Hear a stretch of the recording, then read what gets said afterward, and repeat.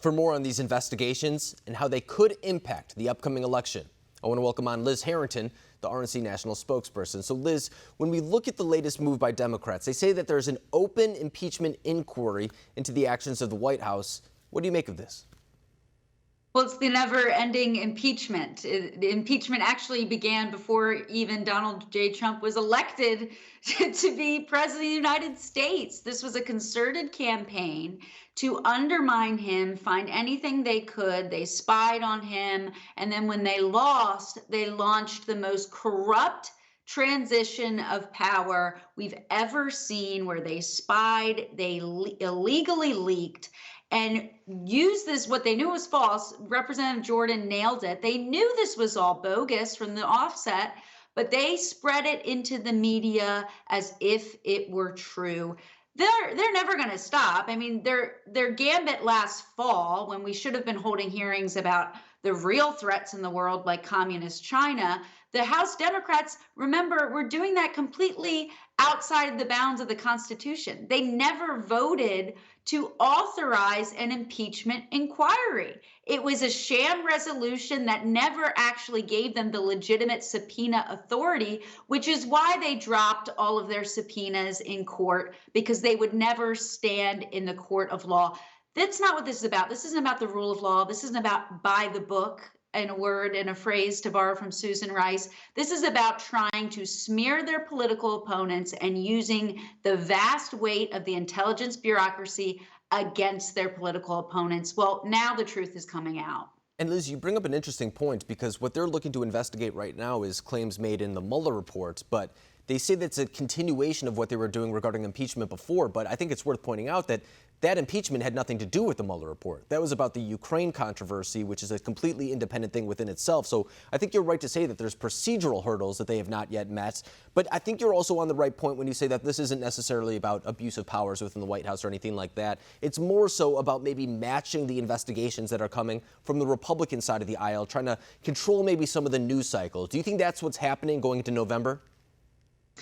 Absolutely. This is the only play they have. I think Representative Stefanik was absolutely right as well. Clearly, they're not very confident in their candidate, who's been missing throughout these weeks, hiding in his own basement. They want to control the narrative, which is what they've had through a complicit and corrupt mainstream news media that has taken all of these selective leaks for years. And guess what? Now we're seeing the actual documents. Now we're seeing the full transparency, the full light of what happened. And Adam Schiff and the Democrats don't want anything to do with it. They want to switch the subject. Well, they can't hide from the amount of lies and deception that they put this country through for years just because they lost an election.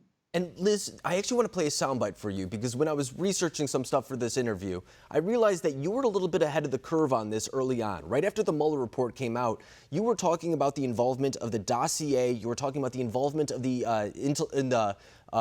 CIA, the different FBI, DOJ involvement in this. I want to play what you said on Fox News shortly after the Mueller report came out.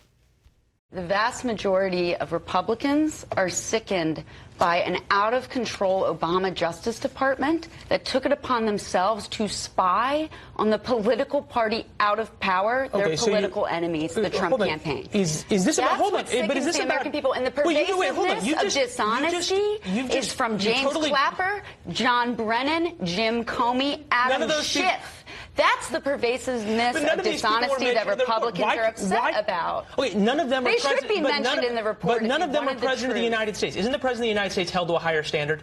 Of course, he did nothing wrong. There was no collusion. Okay. Now, Liz, at that time, you were ridiculed a little bit. In fact, a lot of the talking over you that was taking place was saying that those are unfounded allegations. Now, here we are about a year later, and I'm assuming you feel pretty vindicated at this point, knowing what we know now. Ever since the Horowitz report found the FISA abuses, ever since we found out how the dossier was used, and now we see these other individuals who are being investigated.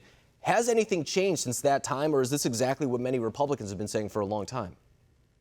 This is what we've been saying, because any objective observer could have looked at the facts at hand. There was never anything there. It was all these rumors and smoke, and it always led back to the DNC Hillary Clinton funded dossier. That's all they ever had. And it was a bunch of ridiculous garbage. What I said at the time, I said, because I read the Mueller report. I read it. It was so much spin. It was a wannabe resistance spy novel that left out the spying. That was the scandal. That was what was so appalling, that they used this dirt that was foreign solicited, that was made up, and they used it to spy on the opposition political party. And that Fox News host had no even knowledge, no idea about the dossier. Well, we're all being vindicated now, because it was always clear from the very beginning, from Peter Strzok and Lisa Page's text messages, there was no big there. Well, now we're seeing exactly where the there was, and it was their setting up and their illegal leaking and their spying on their political opponents. And now let me ask you, this might be a little bit more of a personal question for myself in particular. When it comes to covering these allegations, we've heard from many on the left that this is nothing more than a conspiracy theory. I guess we could even say from that clip that we just played, even those on the right said that a lot of this may be a lot of a conspiracy theory.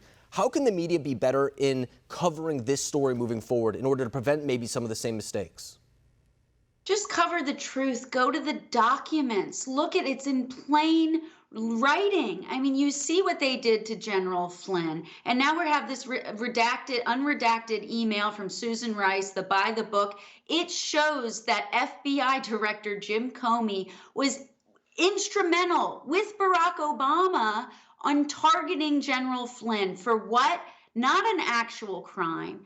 They were inventing crimes. They were going to close the case, and they intervened to keep it open. That's not what this justice system is supposed to do. You're supposed to investigate crimes, not invent them and withhold information and then start a leak campaign to undermine the peaceful transition of power. Just go to the documents. It's all right there.